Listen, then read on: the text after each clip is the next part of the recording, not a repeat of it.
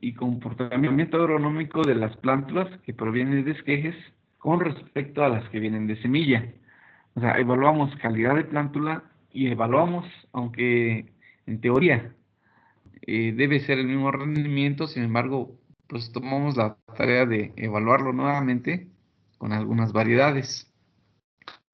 Entonces hicimos ese trabajo para ver cuál es el comportamiento en plántula y cuál es el comportamiento agronómico después del trasplante. Por un lado. Por otro lado, les estaba comentando que evaluamos también cómo es ese comportamiento o qué calidad de plántula tenemos si realizamos esquejes, ¿sí?, directamente en sustratos o directo en solución nutritiva, ¿sí? Y comparamos la calidad de plántula y el rendimiento, crecimiento posterior. Y además, fíjense que cuando las plantas están desarrollando, en esos brotes que podemos tomar para enraizar, muchas veces ese brote ya trae una flor o a veces hasta dos flores, ¿eh? Entonces, y también hemos observado que ese primer racimo floral que forma el brote, y si lo trasplantamos así, normalmente forma muy poquitos frutos. Entonces también planteamos en este trabajo que hicimos de evaluar qué pasa si al esqueje le quitamos un brote, le quitamos dos, una flor, o le quitamos dos flores, o lo establecemos sin poda alguna, como parte de complemento de la información.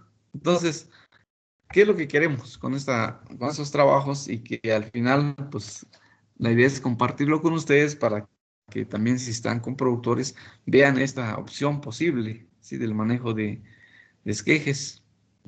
Lo establecimos con la idea de, pues, queremos desarrollar y complementar un protocolo de producción de esquejes de jitomate para que sea posible el manejo de este cultivo en altas densidades de población, porque de otra forma ya sabemos que la semilla botánica híbrida es de muy alto costo, ¿sí? Pues cuando se hace una investigación, pues se plantean hipótesis, ¿no?, de que creemos que es posible, que esto es posible, porque en teoría la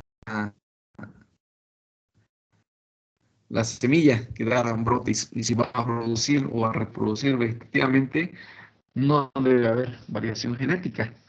En teoría, pues debe ser la misma calidad de planta y el mismo rendimiento. Bueno, eso lo establecimos. Entonces, pusimos un primer experimento donde comparamos las dos cosas: evaluación de esquejes y de semillas, ¿sí? Entonces, el objetivo fue eso, ese mismo que estaba comentando, evaluar agronómicamente el comportamiento, ¿verdad? Para no leer todo, como quiera se los voy a compartir la información. Es comparar tanto la calidad de planta como el rendimiento, el crecimiento y rendimiento de esas plantas que las podamos atraer racimos, pero unas que provenían de esquejes y otras de semilla, ¿sí? Además, ahí probamos diferentes densidades de población para ver qué conviene más, ¿sí? Y también se establecieron algunas hipótesis que se los voy a compartir luego para que lo lean con calma, ¿sí? Y ese trabajo pues lo hicimos aquí en la Universidad de Chapingo, en nuestros invernaderos, ¿sí? Entonces, para ese primer experimento, fíjense, probamos materiales de esquejes contra materiales de semilla, ¿sí? Hicimos combinaciones de densidades de población en charolas de 200 cavidades, poniendo 60, 30, o sea, diferentes números de plántulas en cada una de las charolas. Aquí en charolas de 60 cavidades. Y además hicimos los trasplantes a diferentes edades, ¿sí? A los 20, a los 25, 30, 35, 40 y hasta 45 días se trataba. Y algo parecido hicimos con semilla, de los 30 a los 45 días. para ver qué es mejor también. O sea, si vamos a manejar esquejes, es mejor trasplantarlo a los 20 días o hasta los 45 días. Y lo mismo con semilla. Entonces fuimos haciendo una serie de pruebas para ver qué es mejor. Entonces, ¿qué es lo que normalmente hacemos y qué se tiene que hacer? Ustedes tienen que estar con un productor y darles esta recomendación. Entonces, tienen que primero establecer, o sea, en este caso, cuando hablamos de esqueje, la primera siembra se tiene que hacer a partir de semilla, ¿no? Hay más, ya comentábamos que si un productor va a obtener los brotes para enraizar para la propia producción, no tiene ningún problema. Entonces, eso quiere decir que al inicio sí tiene que comprar la semilla. Entonces, aquí establecimos nuestra planta, hicimos el trasplante. Estas plantas provenían de la variedad que nosotros queríamos evaluar. ¿Sí? Y aquí está ya desarrollándose y un poco acá vamos a tener los esquejes para hacer las pruebas. ¿Sí? Aquí, en el manejo de la planta, digamos como planta madre, para el manejo y obtención de brotes, se maneja la solución nutritiva convencional que hemos señalado, aunque les han señalado en su curso de sistemas hidropónicos, donde van 200 partes por millón de nitrógeno, fósforo 50, potasio 250. O sea, una solución nutritiva completa, como lo da el doctor Felipe Sánchez del Castillo en su libro. ¿Sí? Bueno, aquí usamos, en este caso, la variedad Pai Pai, pero igual se puede hacer en otra y hemos hecho pruebas en otras. Entonces, el primer paso que hacemos es establecer digamos, la siembra para obtener brotes. Entonces, más o menos, dice que dependiendo del clima y la variedad, pero aproximadamente a los 70 días tenemos los primeros brotes desarrollados.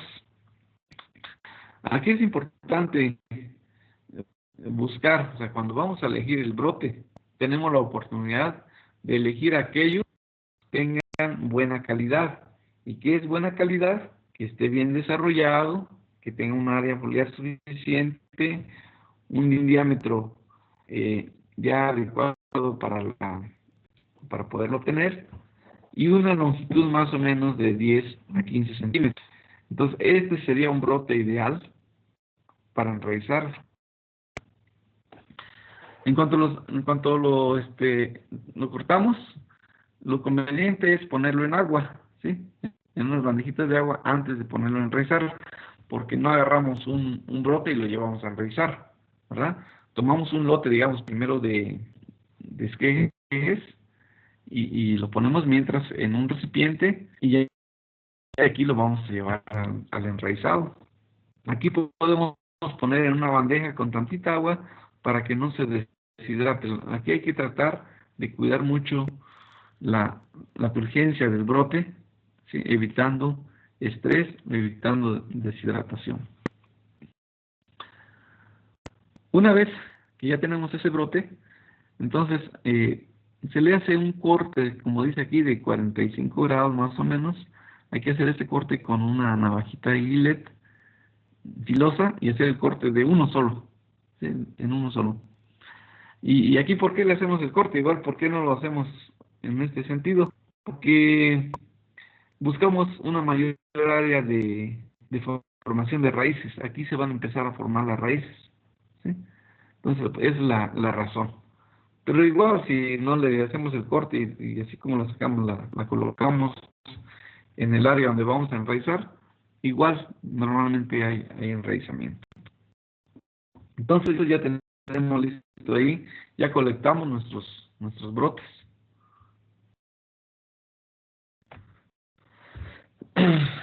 Bueno, aquí estábamos viendo cómo se estaba haciendo para el experimento, estábamos haciendo la siembra de semilla, pero aquí ya teníamos entonces nuestros brotes, ya a la etapa de enraizamiento.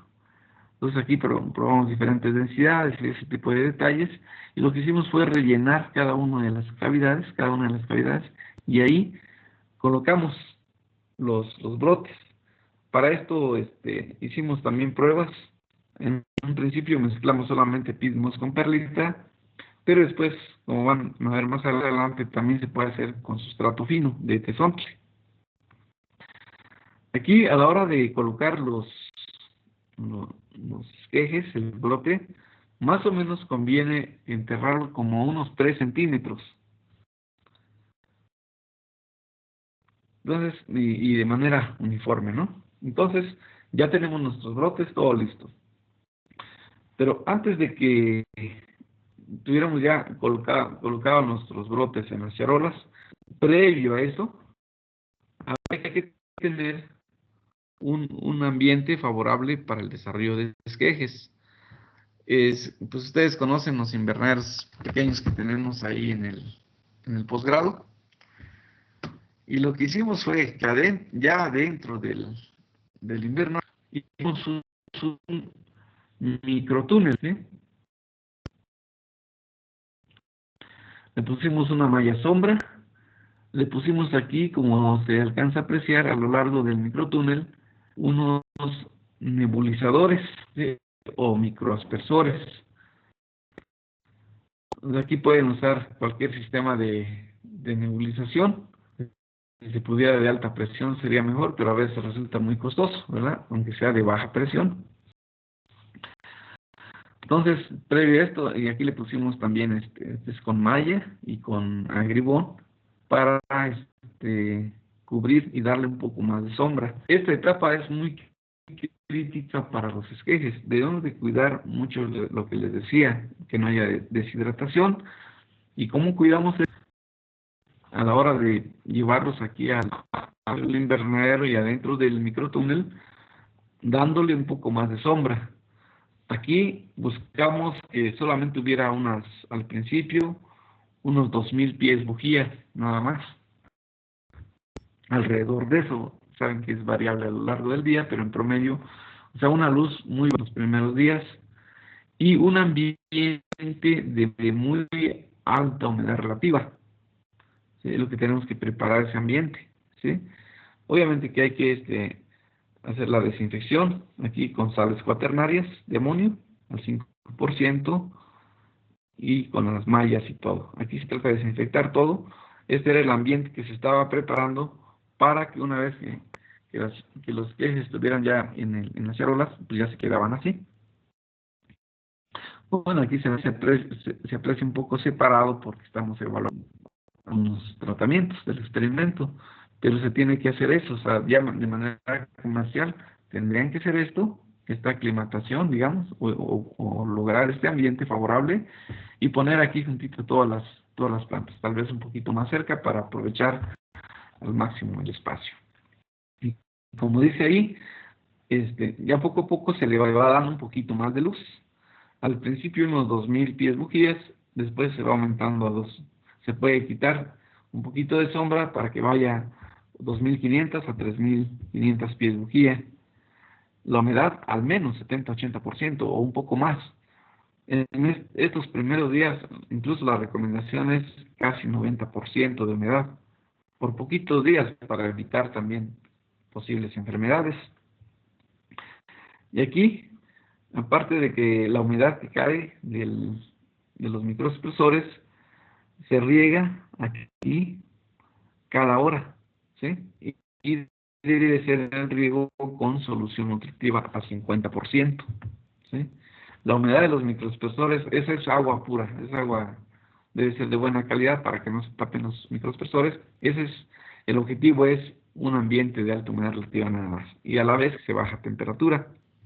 Pero tenemos que empezar los primeros días con agua y ya luego con solución nutritiva.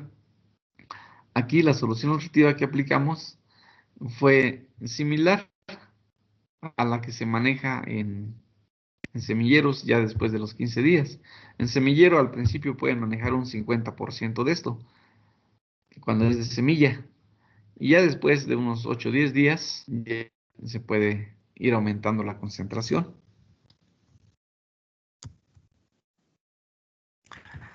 Aquí está la siembra que hicimos de semilla, ¿verdad? Y aquí está la la siembra de esquejes, ¿sí?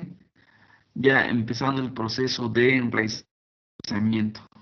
Como dice ahí, riego manual con solución nutritiva al 50% los primeros 15 días y después de eso al 100%.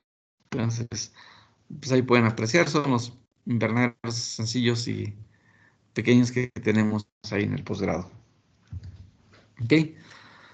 Entonces, una vez que el esqueje ya estaba más después de unos 8 o 10 días, empezamos a un proceso de aclimatación. Ajá. Seguimos ahí dando riego, haciendo riego manual, dándole un poquito de más exposición de luz, ¿sí? Bajamos un poco la humedad relativa y al bajar humedad relativa también se incrementa un poquito la temperatura, ¿sí? Entonces le pasamos de un ambiente de muy alta humedad relativa, abajo del microtúnel, lo pasamos después aquí al invernadero solamente con una ligera malla sombra, ¿sí? Pero esta ya deja pasar un poco más de luz. Es como un proceso de aclimatación que debe llevar el esqueje para que no se estrese y que al final lo vamos a llevar al invernadero de producción definitivo. ¿Sí? Entonces ahí se ve ya el trasplante. ¿Sí? Sí, ya son esquejes trasplantados. ¿Sí? Y ya las actividades que implica el cultivo, ponerle su hilo tutor, ¿verdad? Y todo el manejo que tiene que ver con el cultivo de jitomate. Bueno, como parte de este experimento evaluamos diferentes aspectos, como la altura de la plántula, como el diámetro del tallo, el área foliar, el peso seco, o sea, muchas variables para fines de investigación. ¿Sí? Incluso evaluamos la raíz. La raíz, cortamos la raíz, las lavamos para medir su peso o su volumen. Bueno, primero el volumen, como se ve aquí por desplazamiento, ¿sí? Y luego lo llevamos esto a peso seco. Ajá. Como se puede ver ahí en esta, se pesaron en hornos a 70 grados. Ujú. Después, esa fue evaluación en plántula, pero después también evaluamos cuál es el efecto que se tiene en la altura después del trasplante. Ya prácticamente se hizo casi a inicio de cosecha. La altura de la planta que llega, el diámetro del tallo, el ancho de planta y otra variable que se llama índice de área foliar, que ustedes ya lo conocen, ¿verdad? ¿Cuál es el área total que forma con respecto a cada metro cuadrado? También evaluamos días a antesis, o sea, días a la floración. Y evaluamos variables en el rendimiento, número de flores, que es un parámetro muy importante, el número de frutos y el peso medio de fruto. Uh-huh. Evaluamos el rendimiento por planta y cuál fue el tiempo de días de trasplante a fin de cosecha. De esta primera parte, nada más los voy a comentar lo más sobresaliente. Y si a alguien le interesa más, lo puede revisar, les voy a compartir la presentación. De esta primera parte de donde comparamos es que es respecto a semilla, ¿sí? Aquí podemos ver que en etapa de plántula, ¿sí? Las que tuvieron más altura fueron las que se trasplantaron de 40 a 45 días, cuando venían de esquejes, y las de semilla cuando tenían 40 a 45 días. Estas mismas tenían mayor diámetro de tallo, mayor área foliar, mayor volumen de raíz y mayor peso. O sea que una planta de 45 días nos estaba dando, digamos, una calidad de plántula bastante, que es más o menos similar a la que se logró con semilla, que incluso si se dan cuenta, estas variables son un poquito más arriba que las de semilla. O sea, ¿por qué? Porque aquí tuvimos oportunidad de elegir los esquejes, entonces pues teníamos esa posibilidad de tener buenos en diámetro, con buenas características para el trasplante. Entonces la pregunta es, ¿hay diferencias entre plantas de esquejes y semillas? ¿Sí? Las comparamos en el promedio, en altura, en diámetro, área foliar, volumen y peso seco. Si se dan cuenta, las que vienen de esquejes en general tuvieron mejor calidad. O sea, no está, las variables que se midieron de semilla no están mal. O sea, tenían también buena calidad, pero incluso fue mejor la de esquejes. O sea, que en etapa de plántula no tenemos problema con los esquejes, ¿sí? Entonces, de cada uno de estos, ¿qué es mejor? ¿Sí? Para plántula decíamos que, para plántula de esquejes decíamos que a los 45 días daba muy buenas características, como se pone ahí en el cuadro. Y de semillas, también a los 45 días dio muy buenas características, hasta etapa de plántula, ¿sí? Y ahí incluso se puede apreciar algunas diferencias. Dice, en crecimiento y desarrollo de plántulas, aquí es de semillas, con trasplantes a los 30, 35 y 45 días. Estas ya iban muy bien desarrolladas. Cuando se trasplantaron a los 45 días y que aguantó muy bien la densidad de población. Pero en etapa reproductiva, en estas variables morfológicas, digamos, fíjense que aquí pasó un poco lo contrario. Aquí, las plantas que venían de esqueje, al final de cuentas, el diámetro de tallo, el ancho de planta, diasantesis, o sea, fue un poco mejor a los 20 días,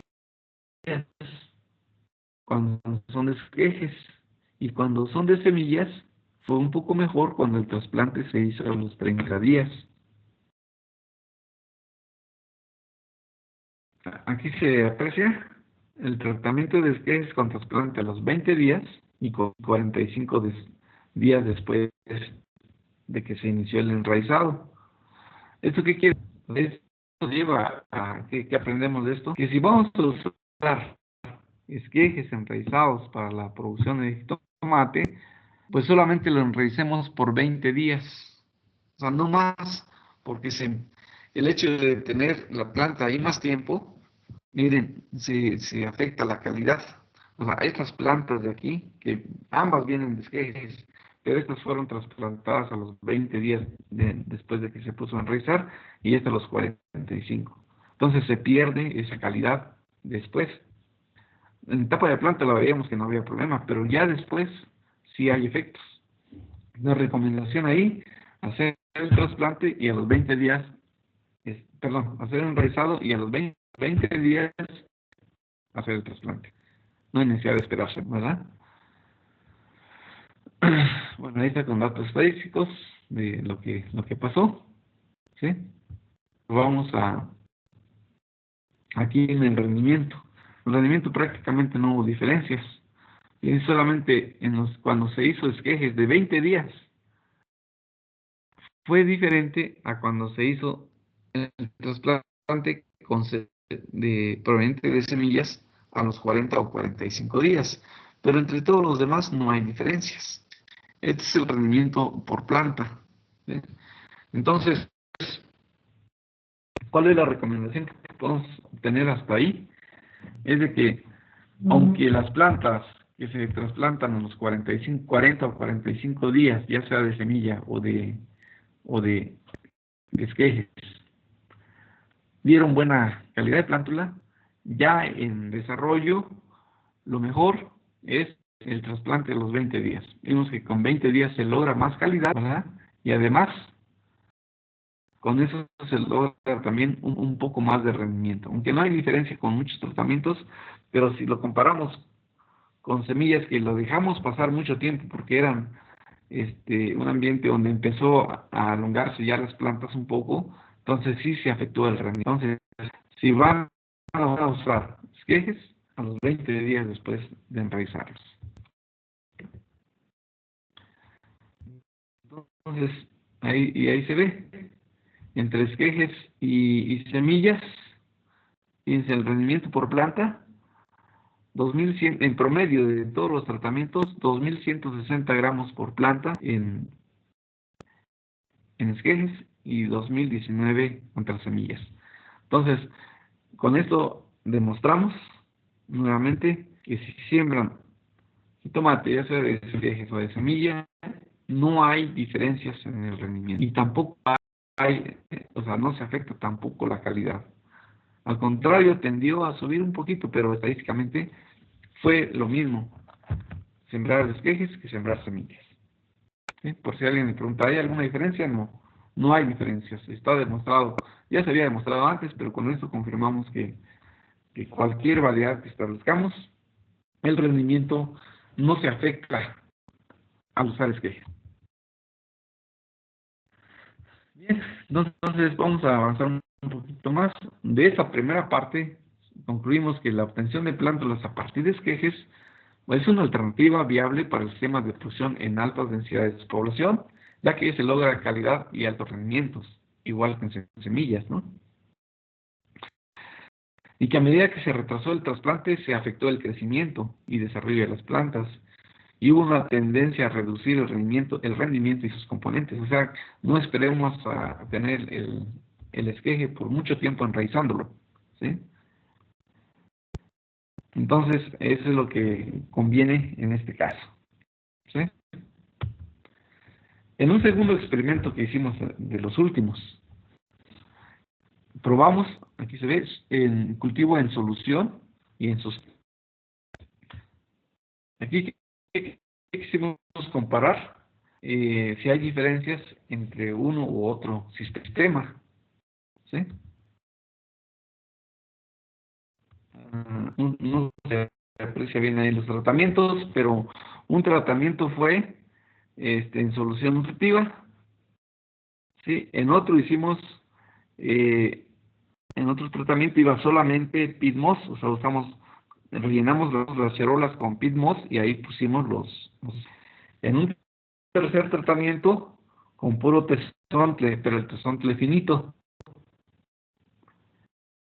Y hicimos la mezcla, 50% en volumen de PID-MOS y 50% en volumen de tesontle rojo. Probamos esto con respecto a que iba enraizado directamente en solución, ¿sí? Ahí están los esquejes, ¿sí? ¿Y qué logramos de esto?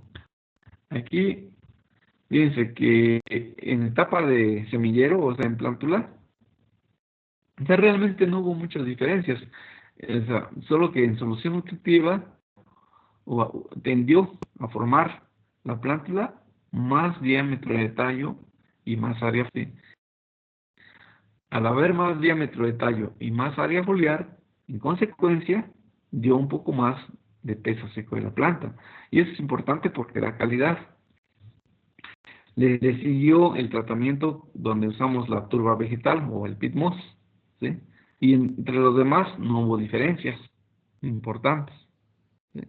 Entonces, pues desde aquí ya nos lleva a pensar que para la calidad de plántula, en solución nutritiva podemos lograrlo. Y la solución nutritiva, la ventaja que ya no ocupa sustrato y haciendo un buen manejo puede ser interesante. Bueno, antes de seguir, ¿tienen alguna pregunta?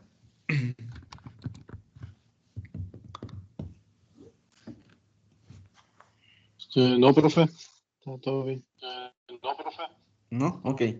Seguimos entonces.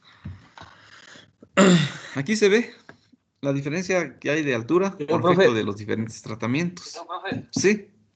Profe, hay una pregunta en el chat. Adelante. Hay una pregunta en el chat. ¿la puedes Dice decir? dice que si siempre se reproducen las plantas por esquejes, no se pierde el vigor en las generaciones posteriores. No. Bueno, aquí mostramos que no hay diferencia entre una y otra, ¿verdad? Pero fíjense que en un trabajo de hace tiempo, donde se hizo, digamos, que la primera generación, digamos, la generación cero, digamos que es la semilla, ¿verdad? De ahí se tomó brotes para enraizar y se evaluó esa primera generación, digamos, generación 1, ¿no? Comparado a la... Entonces, comparado contra semilla, no hubo ningún efecto. O sea, el rendimiento fue igual de semilla que de esquejes, como estamos demostrando en este también. A esas plantas que venían de esquejes, se le volvió a sacar brotes y se puso a enraizar igual. El rendimiento fue igual que en el anterior. Siempre había algunas pequeñas diferencias en rendimiento, pero porque también hay variaciones en el ambiente, más sol, más humedad, cualquier cosa, ¿no? Pero se prueba contra testigos para, para ir haciendo la prueba y resultó que el rendimiento era igual que la anterior. Y pues se volvió a sacar esquejes y así se llevó por lo menos 5 generaciones, digamos, si le llamamos cada una de estas generaciones. Este trabajo lo desarrolló el doctor Felipe Sánchez del Castillo hace un tiempo y por ahí están escritos los resultados donde se demuestra que no hay ningún efecto, digamos que con el tiempo se pierda el vigor híbrido, digamos. ¿Y por qué no se pierde? Porque es una propagación, es una reproducción que le llamamos o le llaman somática, es división somaclonal. O sea que genéticamente no hay diferencias, ¿sí? Entre una, o sea, si agarras un brote de aquí y vuelves a agarrar, no hay diferencia con base a la primera planta que fue originada de semilla. Y está probado también en una investigación así, por 5 generaciones, no hubo ninguna pérdida, digamos, del vigor. ¿Sí?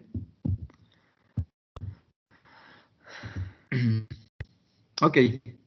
Entonces, aquí se ve cómo hay las diferencias de tratamientos con solución nutritiva o con sustratos o mezclas. ¿Sí?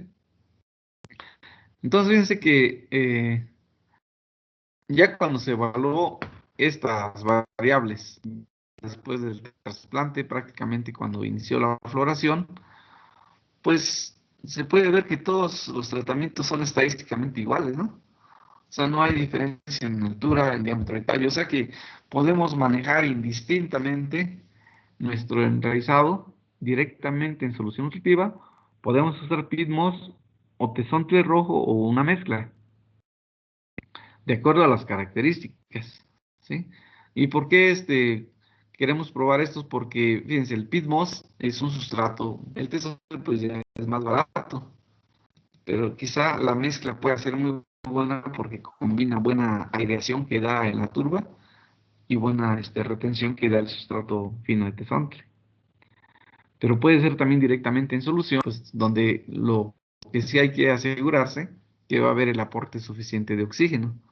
La oxigenación ahí se hizo con unas bombitas de acuario, ¿sí? Pero vamos aquí al rendimiento. Tampoco hubo diferencias estadísticas. Aquí como que un poquitito se vio el efecto de pitmos, pero acuérdense que estas variaciones, si no hay diferencia estadística, ¿qué quiere decir? Que pudo haber rendido como tanto como o que pudo incluso bajar su rendimiento a este nivel. Eso es lo que nos han enseñado en estadística, ¿no? Entonces, que no hay diferencias entre usar un sustrato u otro. Al menos que la diferencia sea muy grande y que casi marque tendencia ya estadística, entonces habría que hacer alguna consideración. Pero entonces no hay diferencias ni en número de flores, ni en número de frutos, ni el peso.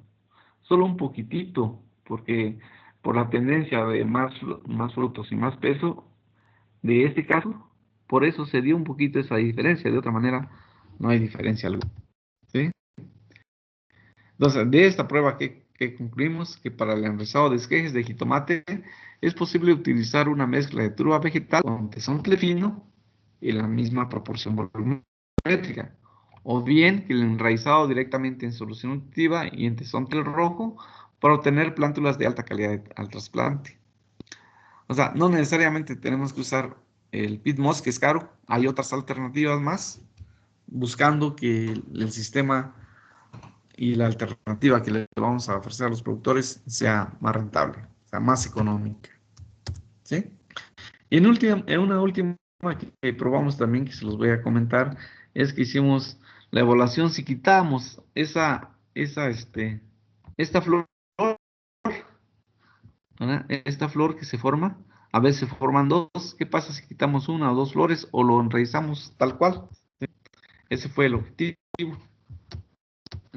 Entonces, se veían así. O sea, aquí no eliminamos las flores, estaban, aquí hay 3 racimos, aquí es eliminando una y aquí eliminando 2. En esa etapa, ¿ok? Y encontramos que tampoco hay diferencias. No hay diferencias en plántulas, en las variables, diámetro, área foliar, peso, volumen, ¿sí? ¿Y qué encontramos en etapa reproductiva? Miren, aquí está un poco confuso el cuadro, algo se movió, pero es que aquí incluso hicimos la evaluación por racimos, ¿sí? Por racimos hubo un poco de diferencias, ¿sí?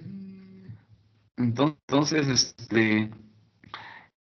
aquí cuando sin eliminación de inflorescencias, fíjense que el racimo, este primer racimo, eh, produjo menos, ¿verdad?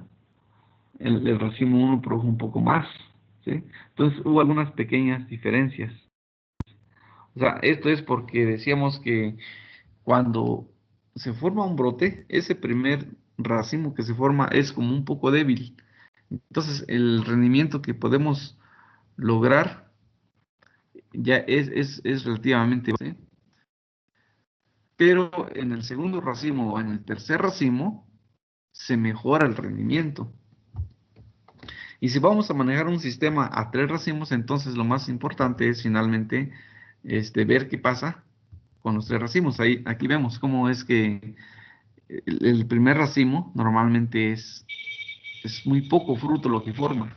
Cuando cuando, cuando no le quitamos ninguna inflorescencia, ¿sí? Se ve. Pero el rendimiento del racimo 3 es diferente. Bueno, no se aprecia muy bien aquí, algo falló en las fotos, tal vez por el espacio, pero el racimo 3 rinde más cuando no quitamos. Pero bueno, el rendimiento final por planta es lo que nos importa acá. Y fíjense que es lo mismo. Este sin eliminación de inflorescencias tendió a subir un poquito más al eliminar la primera flor y al eliminar primera y segunda flor. Una ligera tendencia a rendir más, pero no fue una diferencia estadística. Se da lo que realmente, esto que nos lleva a deducir que mejor, pues como viene el racimo, o sea, si ya trae una flor, que se la dejemos, tal vez esa va a rendir un poco menos, pero en los siguientes se va a recuperar ese rendimiento, ¿sí? Entonces, dice que la eliminación de una o dos inflorescencias de esquejes enraizados no tuvo ningún efecto en las variables morfológicas evaluadas en esa etapa del semillero, pero en la etapa reproductiva la eliminación de las 2 primeras inflorescencias dio lugar a plantas con mayor altura, diámetro y área, pero ocasionó un retraso en diasantesis. Eso es en sus variables morfológicas, ¿verdad?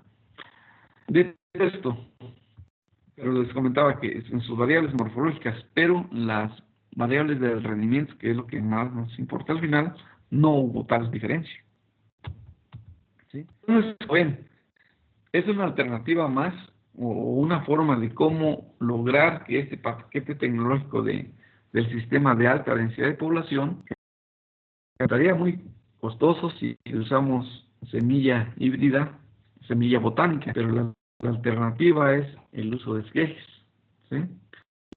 Entonces, para un sistema de producción de jitomate en alta densidad de población, es posible utilizar esquejes enraizados en vez de semilla híbrida, lo que convierte en una alternativa económicamente viable, ya que se logra bajar de manera importante los costos de producción que se elevan con la compra de semilla híbrida de alto precio en el mercado. Entonces, para lograr, fíjense, una plántula que viene de semilla, al productor le cuesta como 5 pesos de una buena semilla, sin, sin que sea injertada. Ya hablamos la otra vez que injertada sube de 15 hasta un poco más, 15 pesos o más, ¿no? Entonces, en este caso, sin injertar, cuesta como 5 pesos, pero un esqueje que ustedes obtengan, el costo va a ser solamente del manejo de lo que cuesta o, o en solución nutritiva directamente, ¿sí? Lo único que hay en solución nutritiva hay que ponerle oxigenación. Hay que darle oxigenación suficiente a donde va a estar desarrollándose las raíces.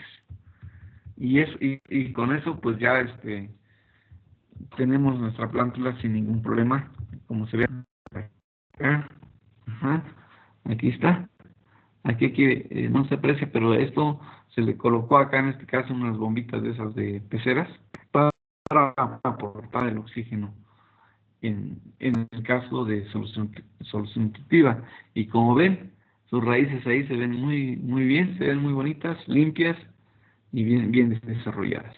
Aunque normalmente, fíjense, el esqueje, del momento que lo ponemos a realizar, como los críticos, los días críticos son los 3, 4, 5 primeros días, ¿sí? Como los 6 días, 7 días, empieza ya pequeñas raíces como estas, ¿sí? Y como a los 10, 12 días ya tenemos formado esta cantidad de raíces. A los 15 días ya está así. Y a los 20 días tiene toda la raíz suficiente para ser trasplantada y que no tenga ninguna falla a la hora del trasplante, ¿sí? Entonces son los detalles que hay que cuidar si vamos a hacer propagación a través de esquejes. Pues bien, jóvenes, entonces era lo que quería comentarles respecto a esquejes. Si tienen dudas, adelante.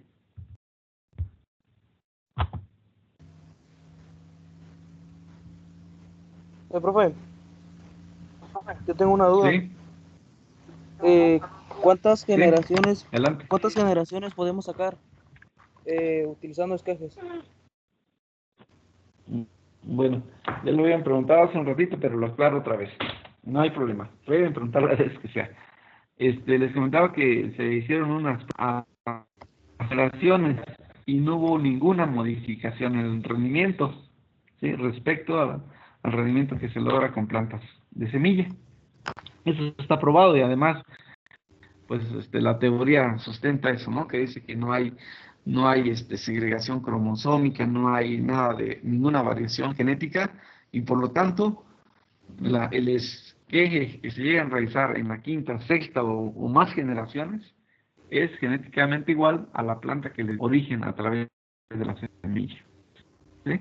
Y, o sea, ya las pruebas muestran que no hay ninguna modificación, al menos que pues haya un ataque de enfermedades que no se habían presentado o que no se regó bien por otras cuestiones, pero que tengan que ver directamente con el manejo del esqueje, no hay ninguna diferencia.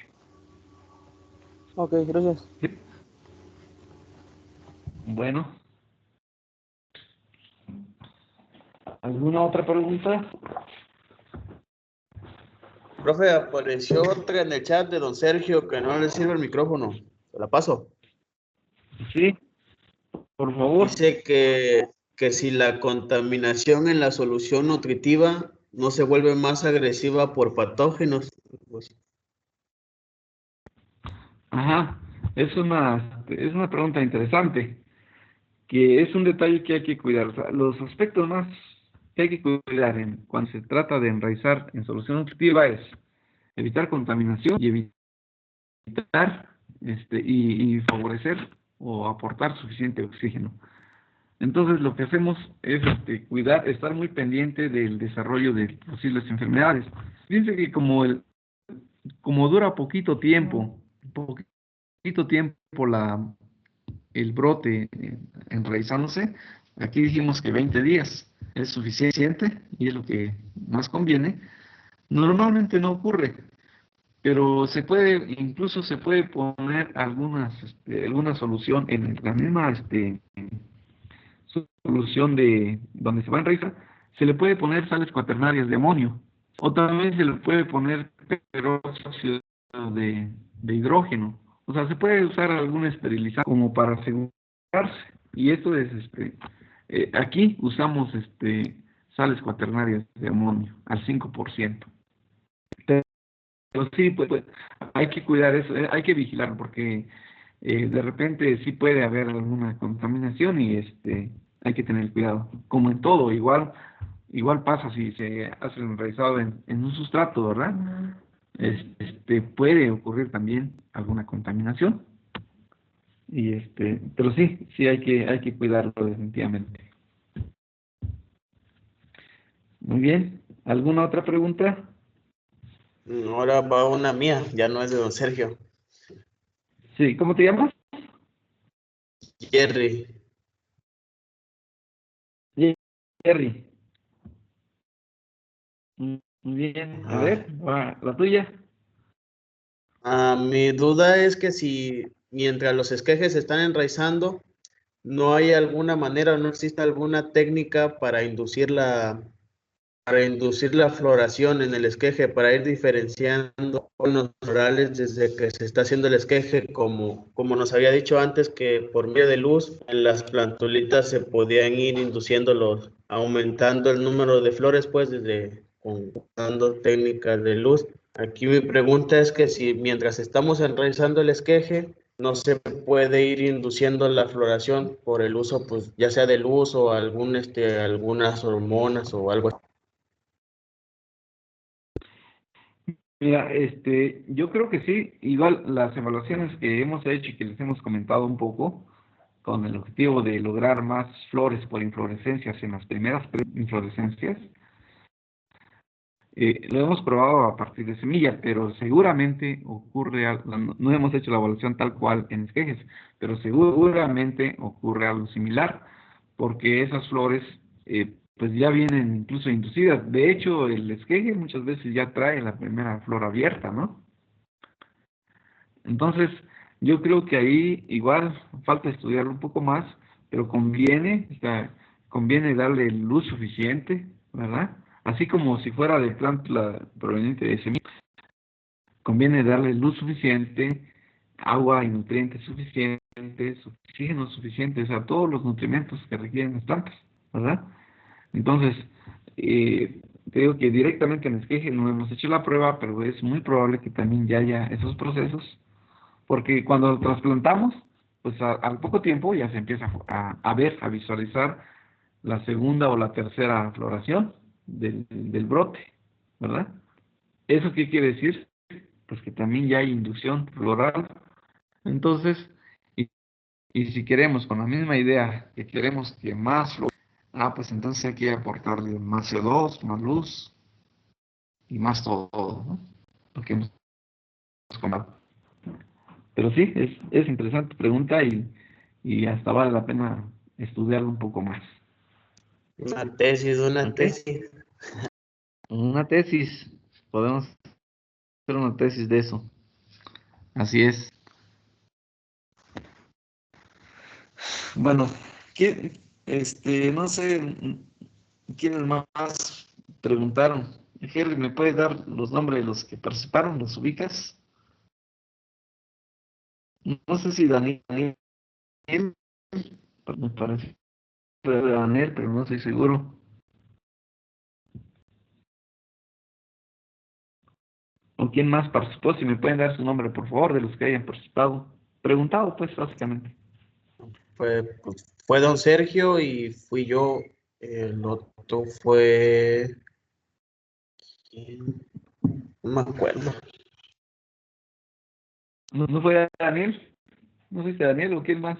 El que preguntó últimamente, nuevamente, de los tiempos, de cómo se puede propagar por cuántas generaciones. Este fui yo, El profe. Sergio Modesto. Sergio Modesto, ¿y quién más? ¿Quién dijo ahorita que fui yo, profe?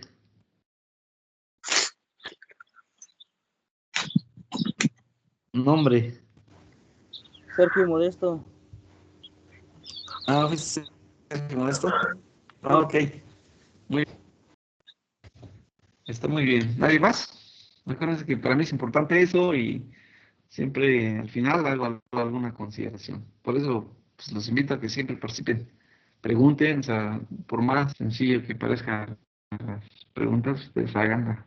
Y de eso sacamos más provecho de la clase, ¿no? Y para todos. Bien, jóvenes. Entonces, pues el jueves estaremos en la clase nuevamente, ¿no?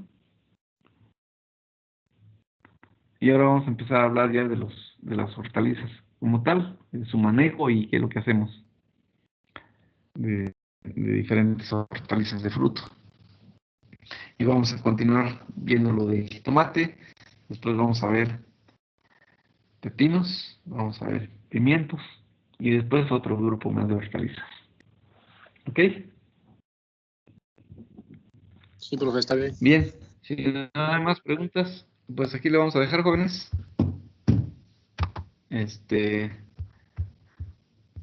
Nada más déjenme, por favor, pasar la lista, registrar la lista de asistencia. Todavía no se desconectan, ¿eh? Yo les aviso ahorita. Participantes, descargar lista de asistencias. Ok, descargando. Ya está. Bien, jóvenes, entonces nos vemos, nos comunicamos y en la clase